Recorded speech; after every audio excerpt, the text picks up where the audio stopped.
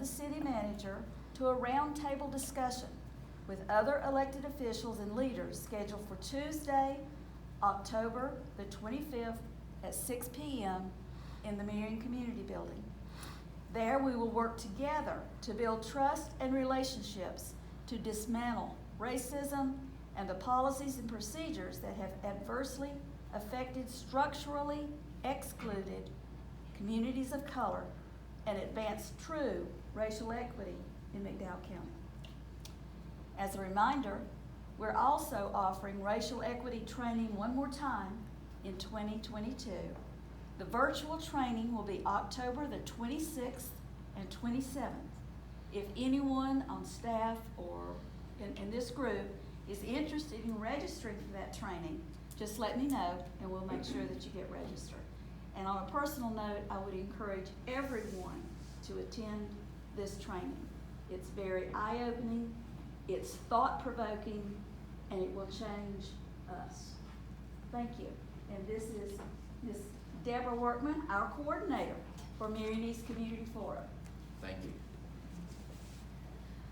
Thank you for coming. I appreciate all of you for your work, that's for sure. A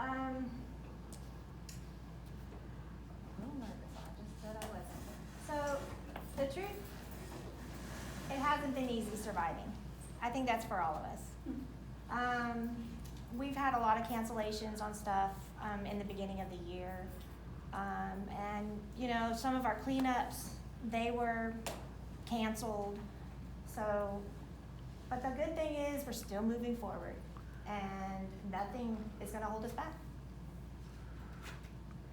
And what's happening in the Marion East community? One day it might look like that, you never know. With all the stuff y'all are doing. You probably can't read all that, but on our substance use, we partner with Youth Forward, McDowell Youth Forward. I don't know if you've heard of them. Mission Ministry Alliance and McDowell Substance Use Task Force.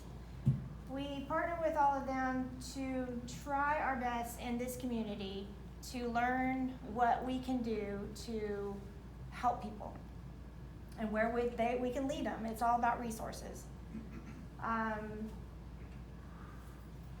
we especially, of course, y'all know I work with the shelters, so it's a big program going on that people are looking at for the shelter when it comes to the substance use part of it, and it's spreading. It's a lot of people are interested in it, so I'm really proud of McDowell County that a lot of things start here, and it's pretty cool that it can happen. We're doing a meal stories and recipes. I don't know if you've heard about it, but it's super exciting for us because we're going to publish this one day, and it's going to have history of our mills and the people that worked in those mills and all the recipes, not all of them because you know there's a ton of them through the years. And then my hardest part has been getting the older generations because of COVID. So I'd say this has been in the making for a couple of years now. We just haven't been able to do that. So slowly we're able to talk with people. So I have about 87 recipes. So if everybody could, invite people to put a recipe in that book and talk about your mom or your dad or any worker or anything. Even the churches around here, of all those recipes, that was some good cooking, and it still is. Policy change. We have one policy change we did with the Marion Recreation Department. When it comes a lot to do with the disadvantaged area that we have, sometimes the birth certificates aren't there to go into a sport. You know, they require a birth certificate. So we had them put into their policy that it could be in any other form of official documentation that proves their age. And a lot of times a teacher or somebody can do that. So that's one thing that we wanted to do to make sure they can all play sports.